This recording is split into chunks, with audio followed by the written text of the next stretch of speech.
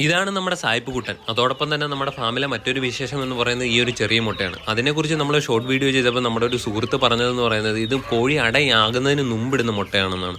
അതിനെക്കുറിച്ച് എനിക്ക് പൂർണ്ണമായിട്ടും വ്യക്തത ഇല്ലാത്തതുകൊണ്ട് നിങ്ങൾ നിങ്ങളുടെ അഭിപ്രായം കമൻറ്റുകളായിട്ട് രേഖപ്പെടുത്തുക. അതോടൊപ്പം തന്നെ ഈ വീഡിയോയിൽ നമ്മുടെ ഫാമിലെ 4 ആഴ്ചത്തോളമുള്ള വിശേഷങ്ങളുണ്ട്. അതുകൊണ്ട് ഈ സെക്ഷനിൽ നമുക്ക് ആദ്യം കിട്ടിയ കോഴിക്കുഞ്ഞുങ്ങളെ നമ്മൾ താഴേക്ക് മാറ്റുന്നുമുണ്ട്. അതോടൊപ്പം തന്നെ രാത്രിയായിട്ടും കൂട്ടിൽ അറ്റൻഡൻസ് പറയാതെ കറങ്ങി നടക്കുന്ന, പ്രത്യേകിച്ച് ഈ മരത്തിൽ കയറിയിരിക്കുന്ന ഇവൻ്റെ കാലിൽ പിടിച്ച് തറയിലിട്ടിട്ട് നമ്മൾ ഇവനെ കൂട്ടിലേക്ക് മാറ്റുന്നുമുണ്ട്.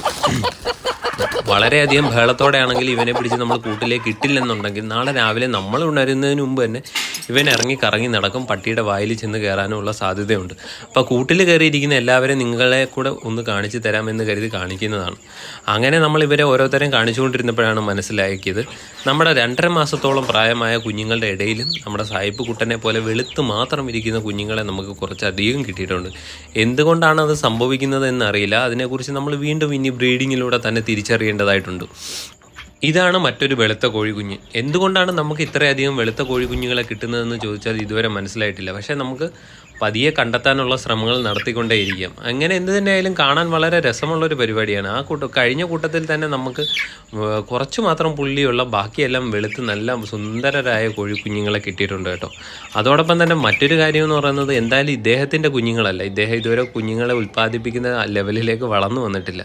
പക്ഷേ നമ്മുടെ ഏതൊക്കെയോ ബ്രീഡുകൾ തമ്മിൽ ക്രോസ് ബ്രീഡ് ആകുമ്പോൾ കിട്ടുന്ന ഒരു പ്രത്യേകതരം കളറും അതോടൊപ്പം തന്നെ വളരെ മനോഹരമാണ് കേട്ടോ. ഒരു അലങ്കാര പക്ഷിയെ പോലെയൊക്കെ ചില സമയത്ത് നമുക്ക് തോന്നാറുണ്ട്.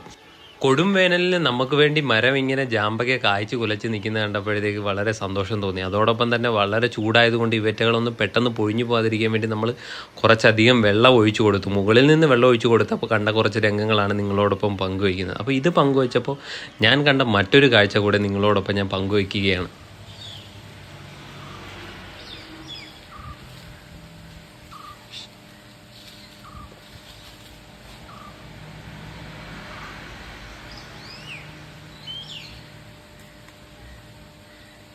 ഇടയ്ക്കൊരു ദിവസം യാത്ര പോയപ്പോൾ കണ്ടൊരു കാഴ്ചയാണ്. എന്താണ് ഇതിനകത്ത് വലിയ കാര്യമെന്ന് ചോദിച്ചാൽ പ്രത്യേകിച്ച് കാര്യമൊന്നും ഉണ്ടായിട്ടല്ല. പക്ഷേ നമ്മുടെ അടുത്തുള്ള വളരെ മനോഹരമായ ചില നിമിഷങ്ങൾ നമ്മൾ കാണാൻ മറന്നു പോകുന്നുണ്ട്. അപ്പോൾ ഞാൻ യാദൃശ്ചികമായി കണ്ടൊരു കാര്യം നിങ്ങളുടെ കൂടെ പങ്കുവച്ചു എന്ന് മാത്രം. ആ ഒരു മനോഹാരിതയും സമാധാനവും അതോടൊപ്പം തന്നെ ആ കിളികളുടെ സൗണ്ടും.